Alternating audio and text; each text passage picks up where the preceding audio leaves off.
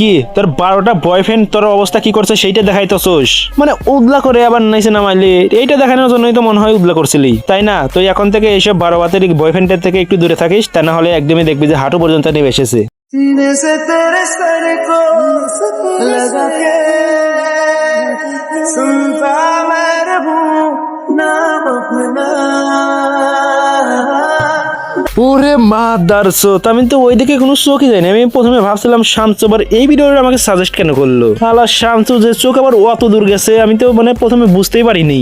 বারে বারে উপর দিয়ে সৌদি আরব আর নিচ দিয়ে আমেরিকা, শালার দেশটা কোথায় চলে গেছে আর মানুষও কত নিচে নেমে গেছে রে ভাই। মানে এইসব মাগির জন্য যে একদিন মানুষ বুরকাকে অন্য নজরে দেখবে, এইটাই আমি ভালোভাবে বুঝতে পারতাছি। কি আপনারা এখন বুঝতে পারেননি? যদি না বুঝে থাকেন তাহলে কমেন্টে বলবেন, আর যদি বুঝে থাকেন তাহলেও কমেন্টে বলবেন, আর যদি না বুঝে থাকেন তাহলে আরেকবার ভালোভাবে দেখুন, আমার মতো বুঝে যাবেন। আমার সাথে কার তুলনা দিবেন? তুলনা তো তোর সাথে কুত্তারও হয় না, তারপরেও দেখি কি বলস।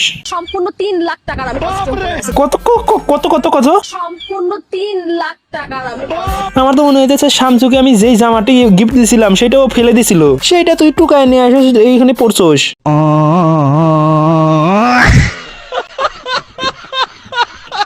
আমি তো এখানে অন্য কিছু দেখি না, এখানে আর কেউ কি দেখতেছে আমি বুঝতেছি না তো। আর আমি বুঝি না তোর মতো মাকে খেয়ে 3 লাখ টাকা, সরি, যদি প্রত্যেক দিন যদি 12-13 জনের কাছেও যাস তাও তো মনে হয় প্রত্যেক দিন 1000-3 তো ইনকাম হবে, তাই না? তোর রেটটা তো বেশিও হবে না মনে হয়। দেখছো তাহলে পাশা ভাড়া দিয়েও 3 লাখ টাকার কস্টিউম পরা যায়। কাস্টমারগুলো কি হোটেলে ডাইরেক্ট আসেন, আপনারা নিয়ে আসেন?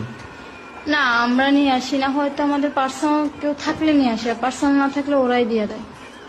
যদি আমার মতো একজন আসে? আলহামদুলিল্লাহ, হ্যাঁ, আলহামদুলিল্লাহ।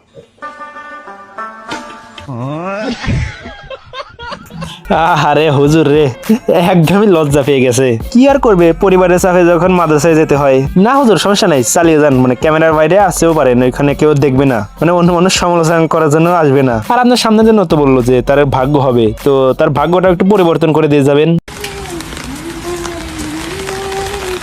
ওঠার ভিডিওটা সুন্দর লাগতেছে।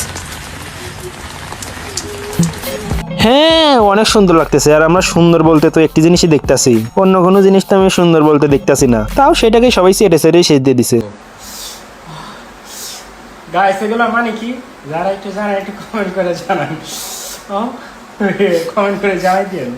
হ্যাঁ, ওইটা যদি তোর বড় কোনো বোন থাকে বা তোর মাকে গিয়ে জিজ্ঞা যে এটা মানে কি, একদম বলে দেবে দেখিস।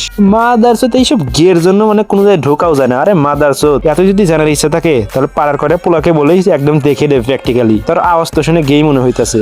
তো যাই হোক, আজকে গে পর্যন্তই, তো দেখাইতেছে নতুন কোনো ভিডিওতে, তো তখন পর্যন্ত ভালো থাকবেন, সুস্থ থাকবেন, এন্ড চ্যানেলটিকে সাবস্ক্রাইব করে দেবেন।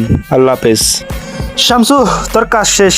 আরে এত খুশি হয়ে লাভ নেই, ঈদের ছুটি নয়, সময় এখনো 2-3 দিন আছে, তাড়াতাড়ি যা, আমার 10-12 হাজার টাকা জোগাড় করে নিয়ে আয়। কোথায় আবার, ও যদি পাশা ভাড়া দিয়ে যদি 3 লাখ টাকা ইনকাম করতে পারে তাহলে তুই আমার জন্য 30,000 টাকা আনতে পারবি না? প্লিজ যা।